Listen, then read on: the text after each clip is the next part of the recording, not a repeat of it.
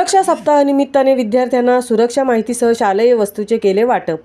सुरक्षा सप्ताहानिमित्ताने बांधपाडा ग्रामपंचायत हद्दीत असणाऱ्या PSA अमेयामार्फत खोपटे जिल्हा परिषद शाळेतील विद्यार्थ्यांना सामाजिक पर्यावरण स्वास्थ्य सुरक्षेबद्दल माहिती देऊन शालेय वापरातील किटचे वाटप करण्यात आले आहे। PSA अमेयाच्या माध्यमातून अनेक सामाजिक उपक्रम राबवले जात आहेत। वृक्ष लागवड, वृक्ष संवर्धन, दुर्बल घटकातील नागरिकांना कपडे, उपयोगी वस्तू वाटप, आदिवासी शाळेवर शालेय व उपयोगी वस्तूंचे वाटप, कोविड काळात संपूर्ण परिसरातील सॅनिटायझरिंग करणे, आरोग्य सेवा पुरवणे असे विविध कार्य केले आहे। आज सुरक्षा निमित्ताने खोपटे शाळेतील विद्यार्थ्यांना सुरक्षेविषयी माहिती आणि त्यांना शालेय उपयोगी किटचे वाटप करण्यात आले आणि त्यांना शैक्षणिक वाटचालीस शुभेच्छाही देण्यात आल्या।